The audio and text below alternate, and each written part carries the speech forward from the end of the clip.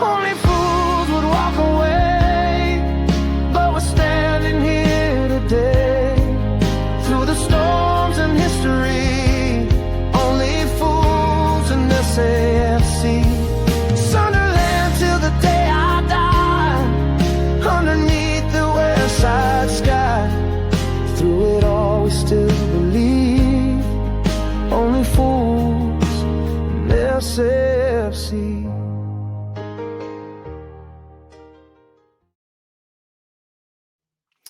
Hello, how are we getting on? Hope everybody's all right. So, as you can see on the screen there, Sunderland have been linked with an absolutely unbelievable triple transfer.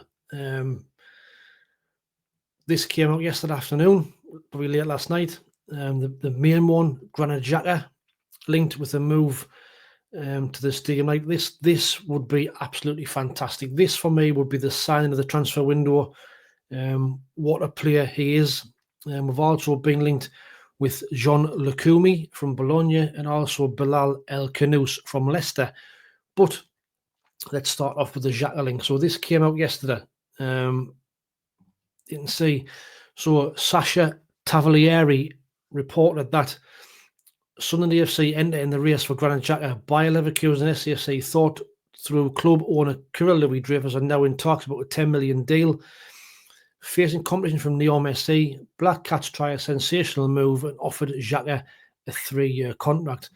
So the worrying thing for me there is, obviously we've seen there that Neom's a link room as well from Saudi Arabia. They were the ones who hijacked our move for Marcin Bulk, the goalkeeper. Now, this is going to all be down to Granit Xhaka. If Granit Xhaka wants to come back to the Premier League, then it's a good move for us. If he wants to go to Saudi Arabia for the big money, then that's where he'll go. Me personally think he'd probably take the money. I hope I'm wrong, because honestly, to get this one off the line would be absolutely sensational. If we look at his stats, he played nearly 300 games for Arsenal. Vastly experienced. He's played 66 games for Bayer Leverkusen. Won the Bundesliga 2 years ago with them. Absolutely unbelievable player. 137 caps for Switzerland. Yes, he's 32-year-old now, but I didn't realise he's 6'1", so he brings that height and power in the midfield.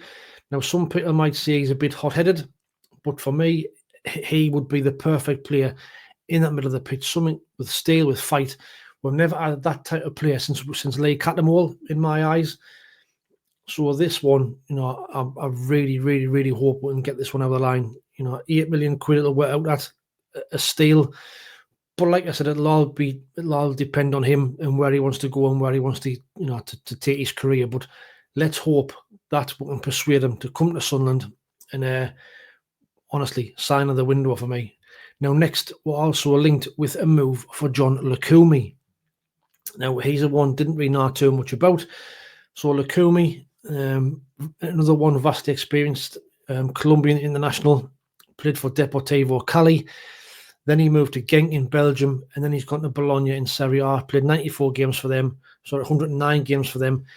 He helped them win the Coppa Italia for the first time since 1974. Great achievement. Another one who's a big, powerful player, 6'2", 27-year-old.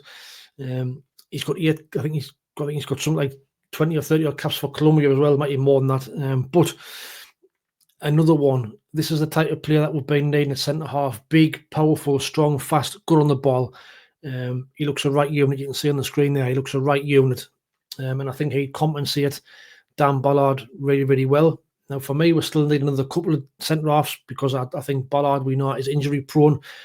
But for me, this is another great signing. If we can get it, another experienced signing. Looks like this is the way we've now got this core of young players in that we've been signing. Well, now look as though we are going to be targeting a little bit more older and a little bit more experienced players. Having said that, the third player that we've been linked with is Bilal El Khan. So Khannous is 21-year-old from Belgium. Played 32 games for Leicester. They signed from Genk. He's also a Moroccan international as well. Another one that could potentially go to the AFCON if we do get it over the line. But another one got that Premier League experience. He played 32 games in the Premier League last year. Now, I know he was in a struggling side, but the times that I saw him, he looked decent. He looked really, really good, and he looked good on the ball, and he looks like a player who likes to make things happen and create things. So, again, I think this is another really, really good signing. But I'd like to know what your thoughts are on those three. Like, this transfer window and the way we're going about our business is absolutely unbelievable at this moment in time. I really, really kind of believe what we're trying to get to and what we've set out and what we're trying to establish ourselves in the Premier League. If we do get these three over the line, that'll take our spending to 160 odd million. Stuff dreams are made of. You've seen my videos previously where I've said I never ever thought would make that sort of commitment and make them sort of moves, but we are doing.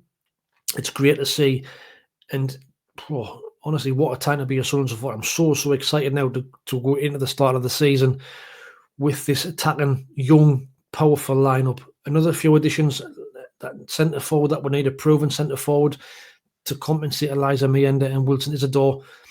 Another good goalkeeper, big, powerful goalkeeper who command his box, and probably one or two centre-halves.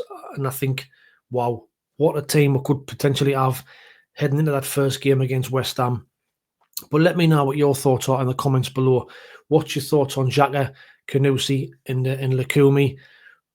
Great additions. I'd like to know your thoughts on Xhaka. I've seen a few different reports saying, he's too old, he's too hard-headed.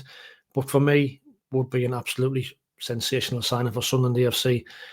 But let us know what you think. Please remember to like, share, and subscribe to the channel if you don't mind. I'm trying to get to 5,000. We're currently on 4,370 odd. It's massively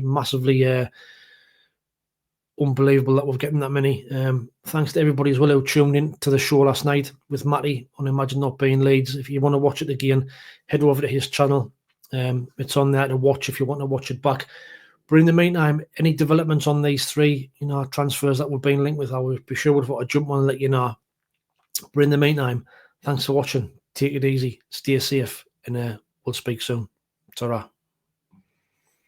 Sunderland's where we live and fight with pride.